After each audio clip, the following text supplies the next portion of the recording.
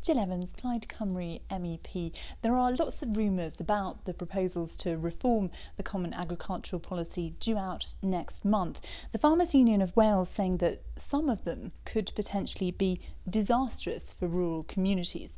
Do you share their concerns? Yes, of course, and I think everyone does, because we know that the payments are going to change. We know that the basis on which they are calculated are going to change, and the farmers' unions accept that. But what we want to avoid at all costs is a huge cut in income overnight. And that's why we've been arguing very strongly that there should be a transition period, a time when the farmers can adjust to the changes in payments and to make sure that it doesn't affect the industry in such a bad way. And so to do that, we've been arguing 7 to 10 years, but 5 years at the very minimum, so that the industry can adjust to the changes. And how realistic is the prospect that there will be a big cut in the payments that farmers in Wales get?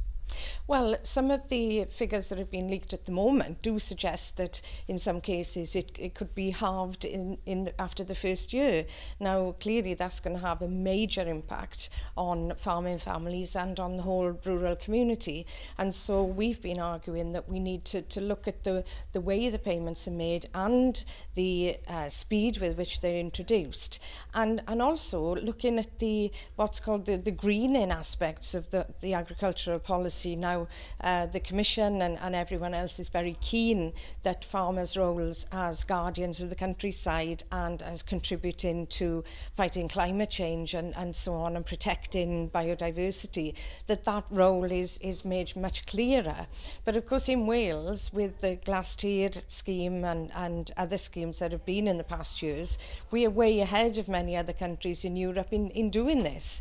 And another concern we have is that actually the proposals could penalise farmers in Wales, because we've done a lot of this work already, and some of the things that they say farmers need to do to get extra payments we've already done, and so we don't want our farmers to lose out for doing so well in the past.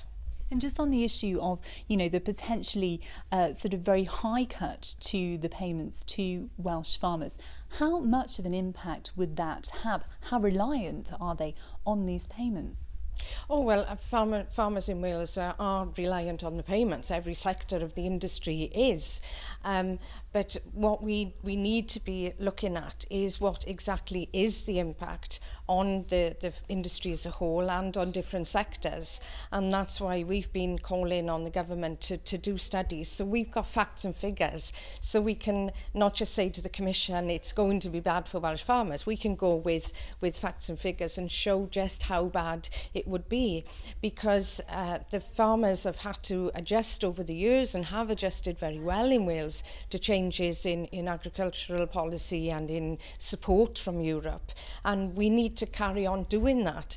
But if there's going to be a change which is going to damage them really badly, then we know that a lot of the farmers in Wales are in a very fragile position at the moment, and it could push more people out of farming. So we want to be very constructive. We want to have a better agricultural policy. It's in everybody's interests, in us as consumers and farmers as food producers, and in the interests of the countryside as well. But we have to ensure that the changes are fair and that our farmers in Wales don't lose out at the expense of farmers in other countries. Now, I believe that you delivered a letter to the Deputy Minister today. What were the contents and what do you hope will come from that? Well, it was to do with the need for a proper transition time so that farmers can adjust to the changes in payments. And also it was looking at the need to provide the facts and figures to look at the real impact on Welsh farming. And the letter was from myself and my colleague in the Assembly, Llyr Hughes-Griffith, who is the Plaid spokesperson on agriculture. And it was to emphasise again with the Minister the urgency of doing this. Both of us have raised these concerns previously, but it was just to highlight once again just how important it is that we do that, and we do it now.